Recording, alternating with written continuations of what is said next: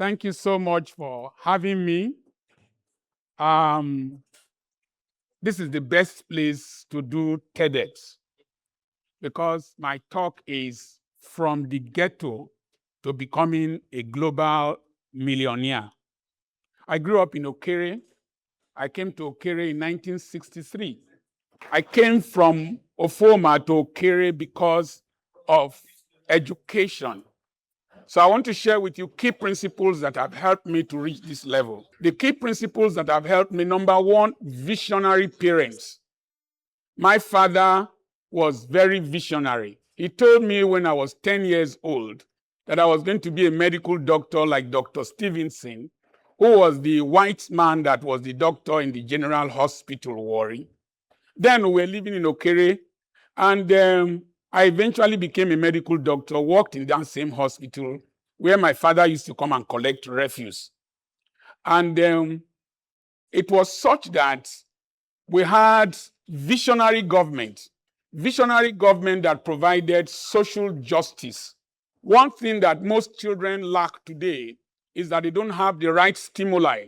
We are stimulated by people who they might call social media influencers, but what are they influencing our children to become? And so from there, I went to the College of Medicine, University of Ibadan. One thing that helped me was that my father knew what I needed, the leverage I needed, and that was education. People will tell you that education is a scam, but if you know how to apply education to society to create value, education is not a scam. And so you create value with education. And then from there, I went to Aba, Eastern Nigeria. And what I found in the East was enterprise. The people are very enterprising and hardworking. And it fits into my mindset. One of the things you must learn in life is to determine your space, your pace, and the kind of race you want to run. Many of us are photocopies of others. We are echoes of other people, so we don't create real value, and we are not certified true copies of our destinies. In final year medical school at the age of 25, the year before, I told myself I was not going to be a specialist. I was not going to be a professor. I'm a brilliant person. I'm just stating the obvious. I'm a brilliant person. But I found out that education alone, without enterprise, without entrepreneurship, was going to stagnate me. Because my immediate challenge was not brilliance alone.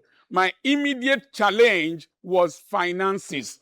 And I wanted to raise a global family, to have grandchildren all over the world, which I have achieved. And I needed finance to do that. And so I told myself I will not practice medicine beyond 40, the age of 40. But I made sure that I acquired relevant skills while working in the Warri General Hospital here. I worked and I developed good surgical skills working under Dr. Regbu and other doctors. So by the time I was going for youth service, I had surgical skills. And when I served in the local government, I served with diligence. One of the things you will realize in life is that it is not what you do that matters. It is who you become that matters. The mindset with which you do it matters. Learn to do small things with a great mindset. So I was serving the National Youth Service Corps scheme, and I worked in the Aba Health Office. And at the end of the youth service year, I had 10 job offers. So dedication to duty, diligence provided employment opportunities for me. And so I was running a 40-bed hospital at the age of 27. I took over from an Indian that was going away. And because of the foundation I have had in the College of Medicine, University of Ibadan, where we were allowed to do rural practices, we were posted to rural practices, and the skills are acquired at Warri here, I was able to run that hospital effectively, doing surgeries, intestinal anastomosis, myomectomies, all kinds of cesarean sections, all kinds of surgeries. And the hospital blossomed. So You must acquire skills, relevant skills. And any opportunity to work, see it as a learning opportunity. Any person you work under, even if it's difficult, see him as a training so that when you meet somebody difficult like him elsewhere, you know how to manage that person.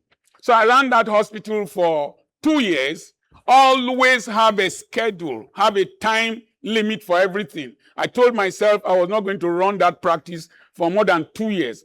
At the end of 2 years, February 28, 1988, I was 29, I opened my first practice. And so I practiced until the age of 40 before I stopped. But the business desire, the desire to create wealth through entrepreneurship was in me. As I was practicing, I was importing things because Aba environment will stimulate you to do business the way they do. So I was importing fish meal. I imported fish meal. I sold. And again, I got capital. I got money. So one of the things I must say is that going to medical school at that time, if not for social justice, I wouldn't be here. Because today, to enter a medical school, about one of the schools I went for their convocation, my classmate is a professor there, about 1,000 students applied, and they took only 200 or so. If it was in this dispensation, my father had not reached Benin, did not reach Benin before he died from Okere. He didn't reach Benin. And who will take me to Ibadan? Who will press buttons for me in Ibadan? But there was social justice, equal opportunities for every person. So I entered the University of Ibadan Medical School without knowing any person. And the representative of the king will remember the Akporanyes.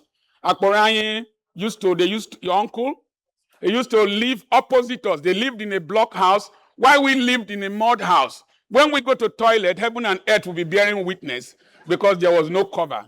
But eventually, I worked in the same hospital with Mrs. Akporanye, the Igbo lady, that is Tosan's mother, and she held a party in the GROA. Imagine from Okere to the GROA, holding a party for me. We went there, and she said she brought me here to commend me and to tell the other people that it is possible for you to become anything in this country if you are determined.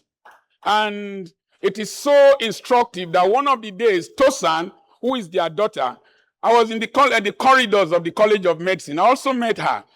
It is interesting to know that my father was a gate man in Idama Hotel here. And I did 5 years. My colleagues did 3 years because I did higher school. They will see my father at the gate in Idama Hotel. They will say, Papa Apoki, open gate. Sometimes I'm sitting with him. But a few years later, after graduation, I was carried in a convoy to the same hotel. So then one of the things is that I created a vision for myself. Apart from the fact that my father said that he wanted me to speak like K.O. Mbadiwe and Nnamdi Azikiwe, at least I'm trying, I'm here now. I also read. I read Dennis Whitley, Harold Robbins. I used to buy second-hand Newsweek magazine from Palm Grove Hotel. I read. I became a mobile encyclopedia. I debated for the University of Ibadan Medical School. It is not what you don't have that you will concentrate on. Concentrate on what you can bring to yourself to make you become who you want to become. And I'm a hard worker. I work hard and I work smart. There is nothing too small for me to generate revenue from. Anything that is legitimate, I will get into it and produce money. So I own 2 schools, 2 big schools. In the schools, I sell anything sellable. And one of the things I resolved, everything that was dysfunctional in my family, I was going to correct it. Don't let the dysfunctionality in your family become a virus that you will replicate to the next generation. My brothers married anyhow. I told myself I will marry only one woman. I will stick to that woman. I trained my children. Today I have a surgeon in Germany. He's a German citizen. He's married to a German. I have a PhD holder, software engineer in Romania. He's a millionaire. He's married to a cardiologist. I have another one that has a master's degree in Romania. The global family I wanted to have, because we came from mediocrity. I have attained it. What shocked me was when I arrived in London City Airport and a policeman saw me. He said, "You are Dr. Charles Apoki." I said, "That's true." I felt so good. My son was going back to Germany after our 40th marriage celebration. He called me, "Dad," he said, "right from the airport. Right from the gate of the airport, they know you." I said, "I'm a big boy." Because I told them when they were young, I said, I went to somewhere in Edinburgh Road here. My classmate introduced me to his father. He said, "Daddy, meet Dr. Apoki." And the father asked him in Yoruba language, "Yowoma Mono," was asking me, "Whose son are you?" There was no way I could introduce my father. And I swore that no person will ask my friend, "Whose son are you?" Be a complimentary card. God bless you. I'm Dr. Charles Apoki.